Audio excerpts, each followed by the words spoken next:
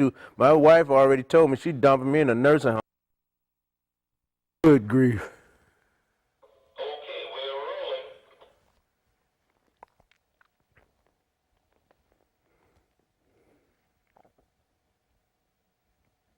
5, 4, 3. Hello, everyone. Hi, I'm your host, Jermaine of the No Doubt Show, Main No Doubt Show. Anyway, I am glad you guys are with me again today, and I would like to just say thank you for being here. Anyway, um, I would like to address the topic of religion and philosophy, religion, and whatever is in between. But there's little room there for theory and uh, some type of drawn conclusion. So, um, as far as what I know, I'm usually always venturing off on a YouTube, and I always find uh, these videos, all kind of videos about everything. So, I mean, you might find me watching videos on, how to build concrete walls or anything like that. I mean, YouTube is very inspirational to me. It's educational. Um, it's kind of like one of them things. Is um, it kind of accelerates your learning process. Some people don't like to dig deep into a lot of topics or whatever, for whatever reasons it may be. But what I have found that is just by being able to have access to this type of information, you can kind of let your imagination fly. So some of it is to be um, in question because to try to tie some of this stuff in with what we have currently without creating any chaos in between.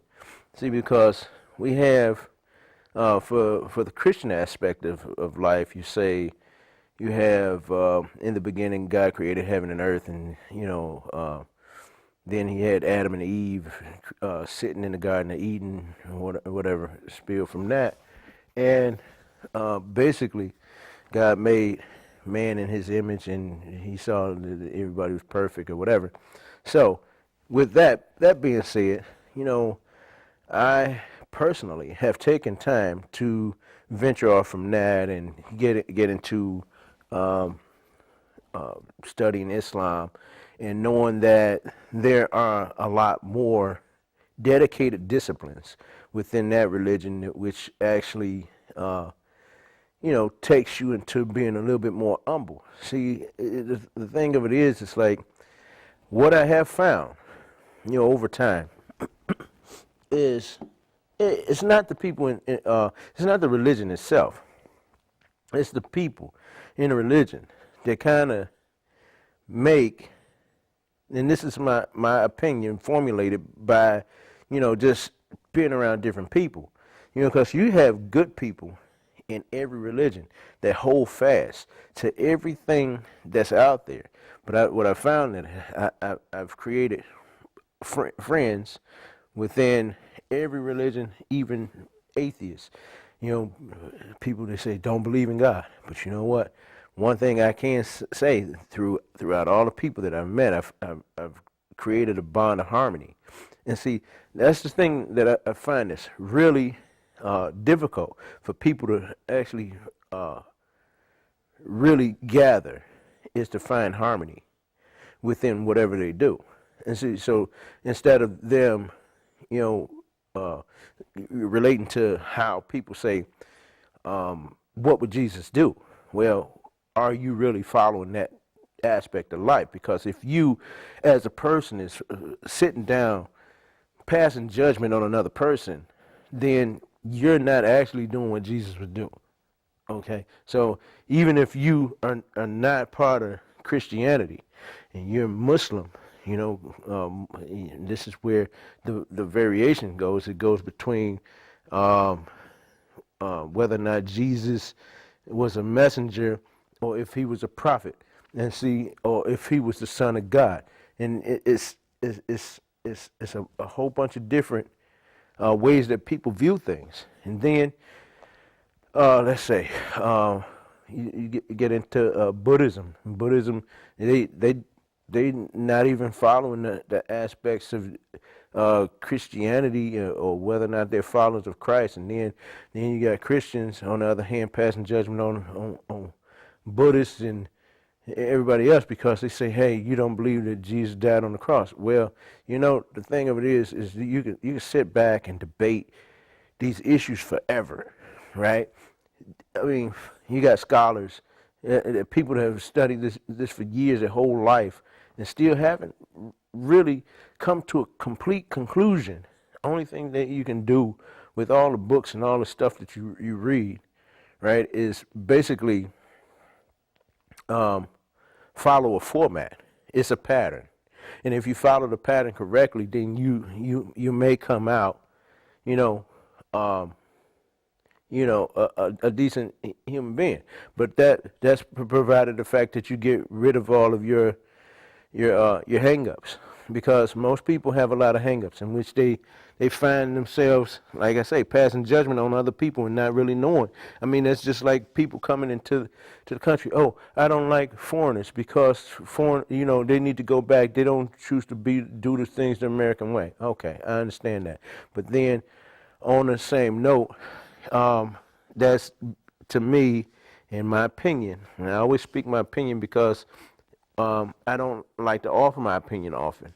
But on this particular segment, I'm actually offering my opinion because, without, having an open mind, you're pessimistic, and being pessimistic leaves you out of the realm of being able to, express or enjoy another person's culture or ideas or concepts. I personally find that it is really amazing to be able to, learn different languages and being able to interact with other people because I enjoy a lot of foreigners. This is my way that I can, travel the world without actually traveling the world. So, with that being said, I have opened up a lot of different avenues by studying religions as one of the first, grounding aspects of my life. I mean, because I found, by studying all of these religions, and I really say that it's not easy doing so, because by studying all these religions, you can actually become very confused, and if you don't know how to ground yourself, you could just about lose your mind. So, or you spend most of your life debating with other people about what is right and what's wrong, instead of learning how to harmonize. I mean, I've studied Buddhism. Buddhism, it's people that actually formulated their lives after the concepts of Buddha, and he was a really knowledgeable person, and he humbled himself and he begged for his food and all kinds of different stuff. And the thing of it is, it's like, the whole concept behind Buddha is to attain enlightenment. And people have this mixed concept of what enlightenment is. Like enlightenment can to different people is basically coming to a clear understanding of consciousness. For the philosophy side. So you understand that, you have basically gotten rid of all of the bondages of the world, of what holds you to this land. And basically, if you look at that in the same aspect of the Bible, it's basically stating the same thing. But see, people get caught up on the names of all the people in the books and all this other stuff, and who's right or who's wrong about what maybe Matthew, Mark, Luke, and John, and maybe what they all said. I mean, it's okay, but I had no discrepancies about Christianity, Islam. studied a little bit over a time about Jehovah Witnesses, and which is cool. It's another form of Christianity, and Taoism, Hinduism. I mean, in Hinduism, you follow Krishna. Krishna is more or less like on the spiritual line of existence, in which we follow and get into the realm of the spiritual realm, as well as we follow spirituality in Christianity, Buddhism, because becoming into the realm of complete consciousness, it actually takes you into the spirit world. The spirit world, which leads into things like Kundalini Yoga, and which it tells how to, basically utilize the energies within your body, and learning different practices and breathing and all kinds of stuff to actually help increase your energy levels, so that you can utilize these energies for specific purposes. Now, all of that going on, right? And trying to figure out and take all the years and years and years of information that I've had and put it into one capsule. You take that and you say, hey, why should you spend most of your life, battling? Which in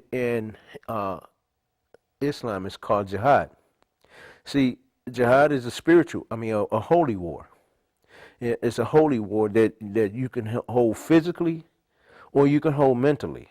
See, I was in a state of jihad because I was fighting back and forth with Christianity and Islam. One thing I can say, right, there doesn't necessarily have to be a battle between Christianity and Islam, right?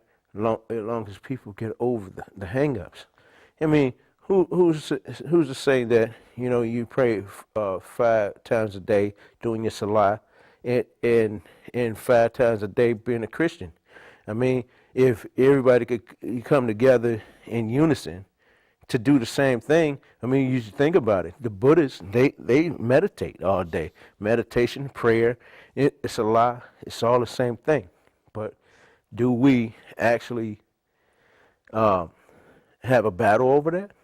I don't think so. When you could find your moment where you could harmonize and find unity within all the religions upon the earth,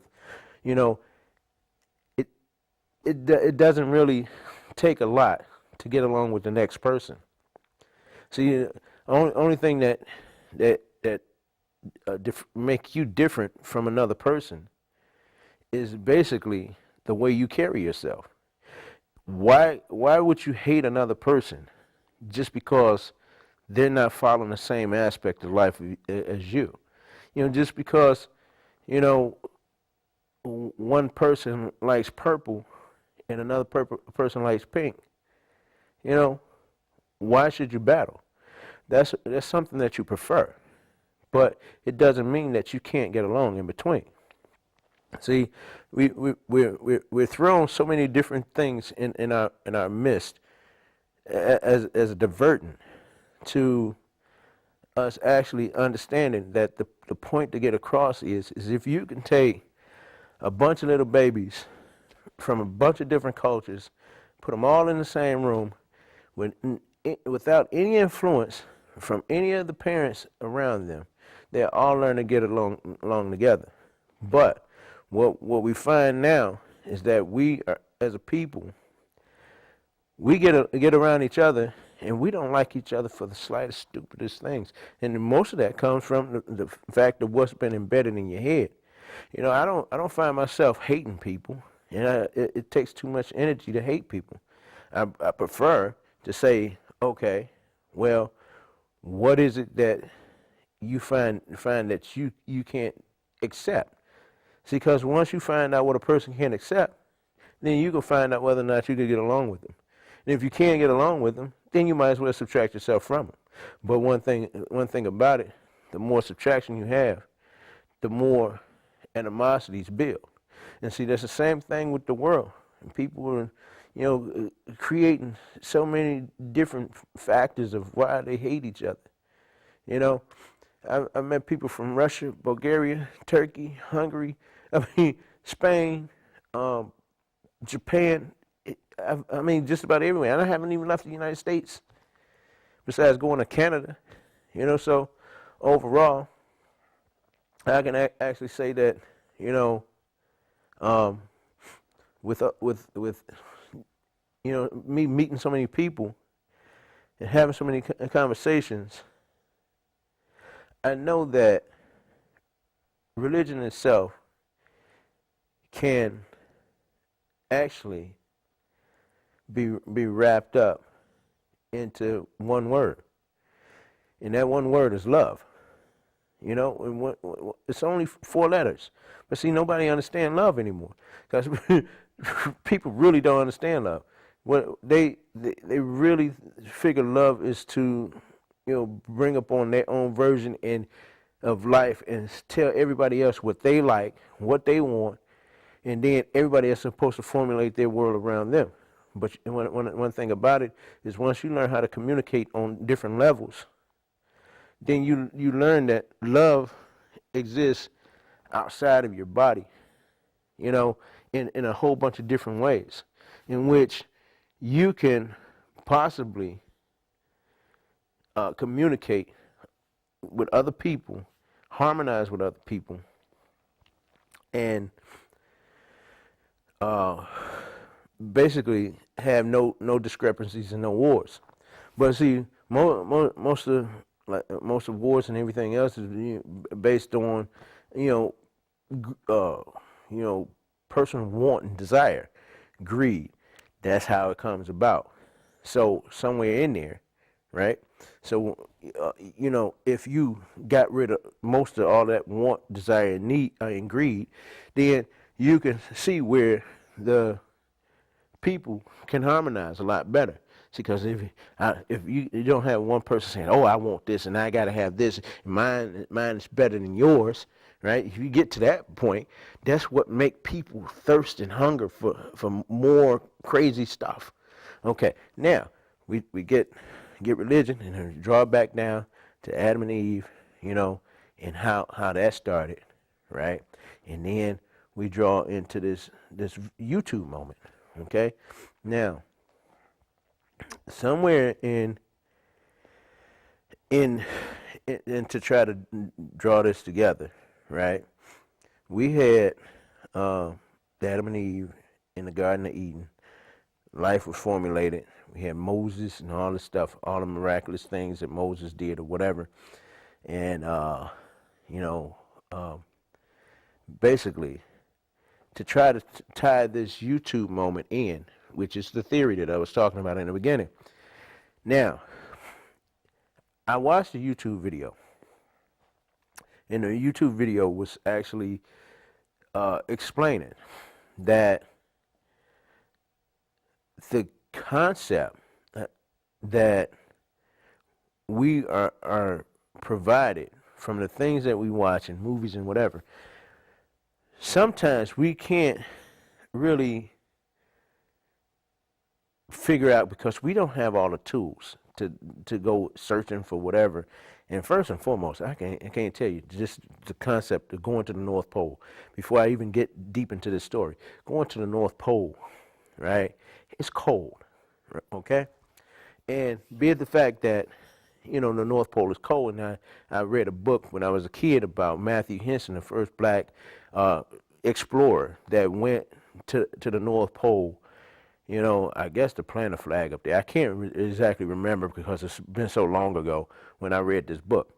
But, I just thought it was crazy as a kid to know that I'll be like up there with a bunch of dogs on a sled going through the snow, and trying to get to the North Pole. Okay, now, with the YouTube video, it was a Navy pilot. It's like I say, you can find this stuff on YouTube, but it's a Navy pilot. They say he actually found this black hole in the North Pole, and he took his uh, his naval aircraft and flew the aircraft straight into the black hole. And that black hole, he found that the people, it was people inside of the earth, that exist there. And this story states that he went in there and they basically took him in. He found out that people were, more beautiful. I don't know how to describe it, and not just saying beauty, exterior beauty, but their makeup was a lot more. I mean, their physical makeup was a lot more, healthy and more spiritual than us on the surface of the earth.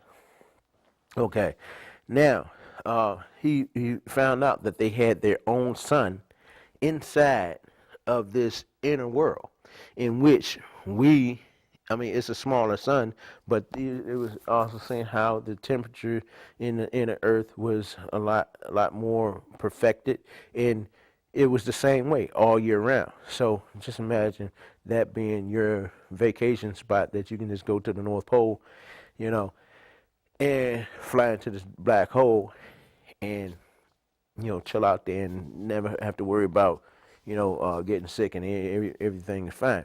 So that was the first video that I watched, and he said they learn how to utilize energy to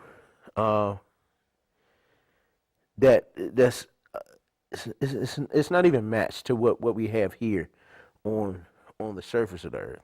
So they you learn how to utilize the energy sources that they have to propel them. Their mental abilities, and I believe, is a lot more in tune, more less like the lines of telepathy. So they don't really have to speak, And this is a thing that I learned. They say what they did is they utilized the energy, and they allowed him to enter back into the Earth's atmosphere. And the fuel that he had in the vessel, along with the energy that they used, actually propelled him to go a lot further than he was actually capable of going. So that was the first video. And that video, it just kind of like just resonated in my head. I was like, that kind of don't fit in with, some of the things that you taught when you start studying Christianity, first in your life, and you're like, okay, well, if these people are more spiritually inclined, and they also said in that video that every time they sent out a vessel of theirs, to enter in the Earth's atmosphere, somebody on the Earth will shoot it down. And they say basically the concept of them trying to get out here is to try to get us to understand that we're doing things all the wrong way, and basically to try to keep us from harming ourselves here on the Earth's crust. But on the other hand, we're so overindulged in the material makeup of the things that we have or want, that we can't see that the process of the things that we're doing, we should be slowing down instead of accelerating. Because the natural form of life, in which we all try to strive for, I mean, none of us actually really want to sit and work our whole lives. Let's be for real. I mean, what's better than having the mentality of a kid, where you can actually go outside and ride your bike, or sit down in the park and smell the flowers, or sit by the ocean and listen to the roaring of the waves. I mean, some of us can be, somewhat realistic, and some of us may not want to be. I mean, it's great that we have, these really nice hotels and that sits right off the beach, and you can go walk out to the beach or go down to the pool, outside the hotel, but then you look at the pool and you look at the ocean right in front of you. You're like, hey, we got benches on the ocean. I mean, yeah, it's great. I've done it. It's fun. But overall, slowing down is a good thing as well. Just to be able to, go camping, go fishing, pull some fish out the water or whatever. It's nice. But that YouTube moment spawned off another event. In that event, I watched another YouTube video, and the YouTube video was talking about the same concept, but they was talking about Area 51 and why Area 51 had been such a cover up for so many years. I mean, so now all this information is released into the internet, and blam, you got so many years of stuff that you can get caught up on, and you can spend forever, digging into most of this information. But I try not to get caught up in that either, because I'm like, that could take an eternity. I mean, how much time do we have to basically, or how much time do we have on Earth? None of us are guaranteed, any moments or any minutes. I mean, life could end right now for anybody at any given time. So I just pick out different parts just so we can, basically get an understanding of where all of this stuff ties into. So as far as Area 51, they took Area 51 and they dug down 15 levels according to this YouTube video. So like I say, I can't prove none of this stuff. It's just stuff that I run across. So they say they got 15 levels of Area 51. A lot of them areas is where they took different people. They took different people and they cloned them in this area, in Area 51, and basically they, I don't know, released these people over time into our population. I don't know. It's kind of weird story. So anyway, but they got 15 different levels of Area 51. But they were saying how the 16th through I think 16th through the 18th or 21st levels were already there. So basically, how does that wrap up? So those other layers, right? That's up under Area 51, according to them, is a portal into the middle of the earth. Now, as far as what I was saying with the first YouTube video, the pilot flew in through the North Pole, right? There was another pilot. Good grief, I can't remember the guy's name, but he flew in through that portal too, I believe. No, they were saying that the people from the center of the earth came out and took him there, which is kind of weird. And that's why people were saying, oh, the UFOs, took him to the center of the earth. But the way he described it, it was a big military cover because they released him back into the world. But what happened is that the military actually took him in after his father, went through, because his father was in the military as well. So they took him in and led him into the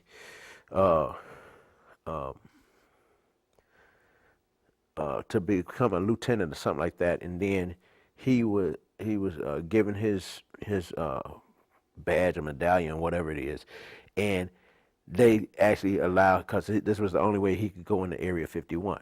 So he went into Area 51 and they showed him all the different levels or whatever. And that's how we came up with the portals. So they say we have different portals. And they say we got a black hole that enters in from the North Pole. And they also say it's one from the South Pole as well. So just imagine, we have all of these probabilities and, knowing that it kind of goes against a lot of the stuff that we were told from science, that the center of our earth was hot with molten lava and all this stuff, which would kind of help explain some of the volcanoes, but we can't guarantee that that's all the way through. There may be just some layers, and just to keep us from exploring. I don't know. I don't have the materials or the tools to explore that far, but they were also saying how the Bermuda Triangle was part of that portal to take you into the interior ports of the earth, so you can contact the spiritual beings within. Now, this would go against every concept of religion that we have on the face of the planet, just about opposing the majority of them, except like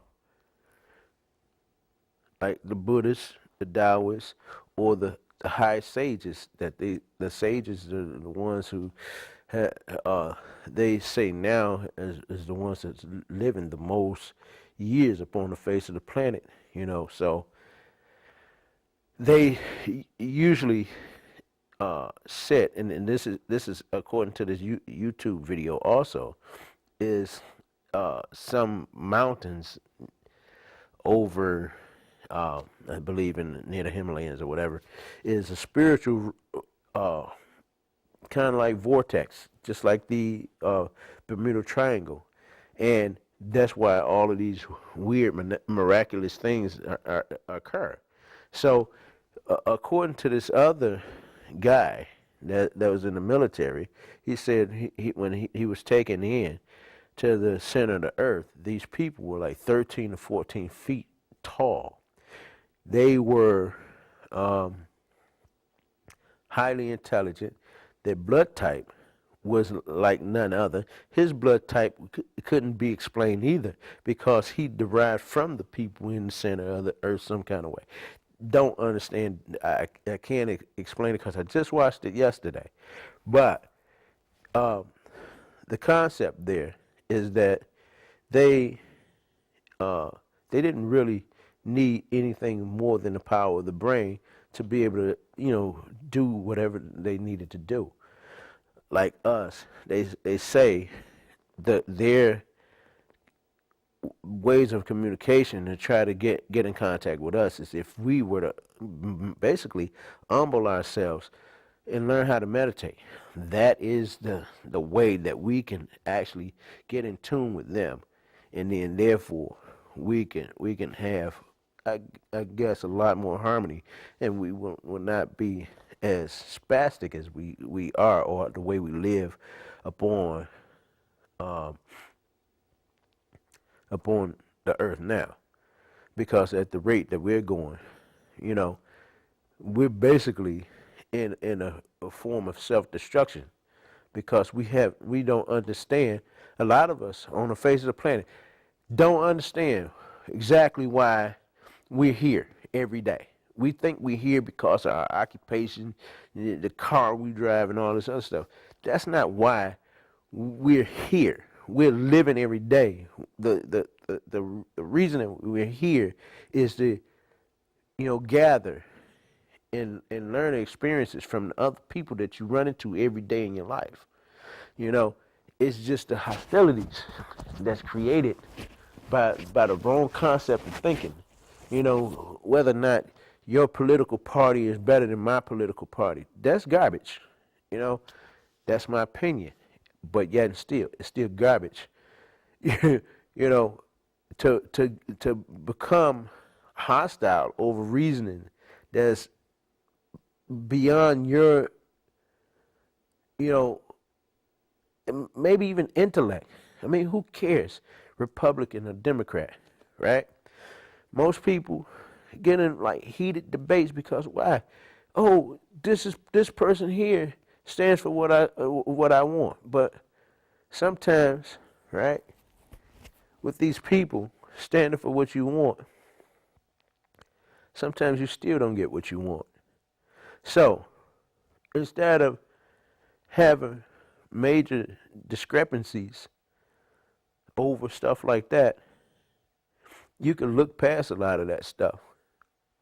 I mean, sometimes I don't know if it's the mindset of a person, or or is it, if it's this just complete emotional imbalance, hormonal imbalance, but that doesn't necessarily have to be just because you choose to think differently from another person. People learn on different levels. Some people learn slower. I mean, some topics people learn even slower. Some people learn at an accelerated rate. Some people can, you know, attain a higher level of education in a very little time because their brains are just like osmosis. They soak up so much information. And it's kind of like, being associated with the thought of having people that's more highly intelligent than us and living in the center of the earth. Whether or not they're there or not, I have no clue. You know, so if they are there, it would be nice to know that, they could share some of their mental abilities, right? So I can remember, what pair of shoes I had on yesterday. Who knows, you know?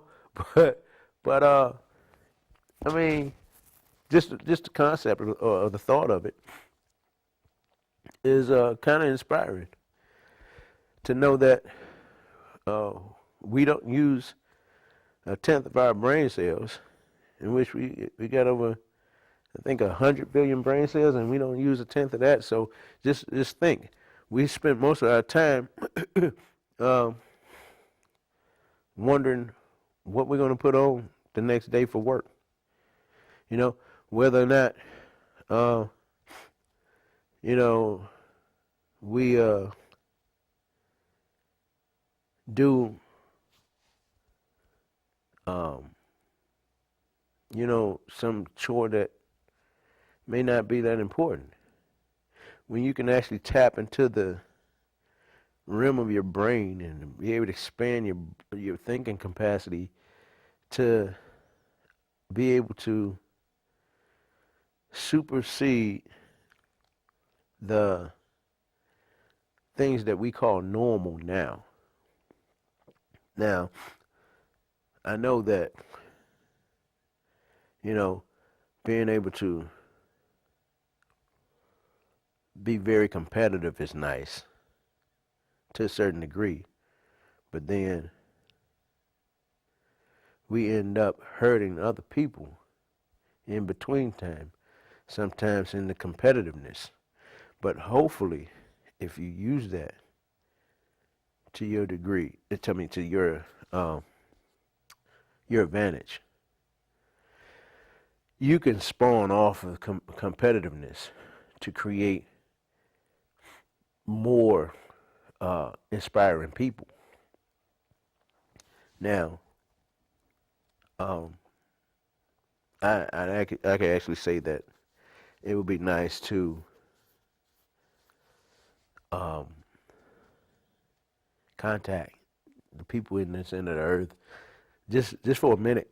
You know, I just want to know because I'm like, hey, you tell me how I could fly across the United States or something like that without me having to get on the airplane because I don't like getting on airplanes. We just leave it at that. I don't like airplanes. But, you know, you tell me how I can get to the other side of the United States without having to get on the airplane and get on the bus. The bus is a long ride, I tell you. You're talking about being cramped. That ain't fun either. Being on a train, okay, you get up stretch, but that's still a long way to go. So, I mean, even if it was just for a minute, so they can say, hey, you tap into this part of your brain and you can end up over there just by thinking about it. That is something amazing to me, But beside that, I mean, there are probably a billion other questions I could probably ask, but, just to simplify the moment, it would be nice. So I look at it like this. Whatever's out here, whatever's there, you know, I'm cool. I'm open to it. That's what you call optimism. You know, not throwing away a concept or idea just because it's presented to you. Doesn't mean that it's true. It could be a lot of hocus pocus. But overall, I don't lose focus on what I'm doing every day because I just like to bring the topics to you so you'll understand that the probabilities are always amazing as long as you keep your mind open. Whether or not it ever happens, who cares? Disney is a land of fantasy as well, just as well as me bringing to you this topic for the day. Because hey, it could all be fantasy, but you learn how to keep an active imagination, just so you can kind of have days to smile for. You bring forth active memories that it can sustain you for years and years and years, because somebody brought that to you, and somebody was actually able to say, hey, you know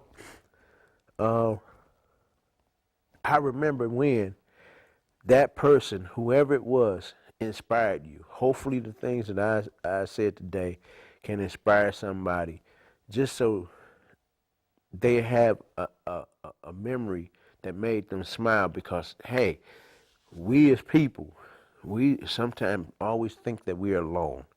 We're the only one that's experiencing the problem that we're having. So, just like people, that, like I was saying, are atheists. They're cool too. Regardless of whether or not they believe in God or not, that's on them. I don't hate you. I don't hate nobody. What I can say is that I have learned to understand that there are going to be people that hate you regardless of who you are. And we live in a society where we don't even acknowledge the little people. There's people that may be right there in front of your face, and you don't really acknowledge them. And all they need in their life is a little bit of inspiration to say, hey, because you got people, kids, adults out here every day wishing somebody would speak to them and acknowledge the fact that they're there. And so a lot of people slip in depression, and they don't even want to be here on the face of the planet. So you already got a bunch of people that's sitting around saying, hey, I don't enjoy life. Life has nothing to offer me. So they take their own life trying to get away from here, because they don't want to be around, because nobody took the time out to speak. So I hope that what I'm saying can inspire even the ones that need somebody to say hello. I'm going to say hello to you right now. Hello. Because there are so many things that we could possibly talk about. I have an email address, enjoyyourlife4313. That's numbers. 4313 @gmail.com. Now, beside that, I would just like to say, there's always a reason to live. There's always a reason to feed your brain. I mean, just like I was telling my daughter, I say, the more you feed your brain, the more value you become. I mean, more valuable you become. So you create, interest in yourself, and you become an asset. And the more you become an asset, people need you. It's a big difference. See, the thing is people think that, they need to scramble around and not really know. But the thing is you really need to know what makes you tick. How can you understand yourself to the point where you become an asset? And once you learn all of these different things, and this is how I'm wrapping this up, is because if it wasn't from all of this stuff that I've learned over the years, right, I wouldn't be at the point that I'm at now. And not to say that, what I do is awesome, but what I can say, what I do is awesome. So, but I can't say that, because I've done so many different things and I have so many different skill sets that I created value in myself, in which I become a necessity in different aspects of life, regardless to who I meet. So I don't have to be around a particular group of people to make me feel great. I can be alone and still feel the same way as if I'm with a group of people, because I know that I have a lot of stuff within that I sit on. I may not share it with everyone because everybody might not want to hear most of the stuff I have to say. But the things that I bring to you is just for the purpose of what I'm bringing it to you. So you can create more memories for other people, because people need you, regardless if you think you're not needed or not. But the memory that you provide to some other person, that gives them enough energy to propel them through from day to day. So you think about these memories and these moments in which I'm expressing with you today, and you see how it works for you. If it makes you feel good, contact me at enjoyyourlife4313@gmail.com. I really enjoyed you guys today, and I look forward to whatever you may have to say, and hopefully this will be very inspiring for even the youngest of minds. You guys enjoy yourselves.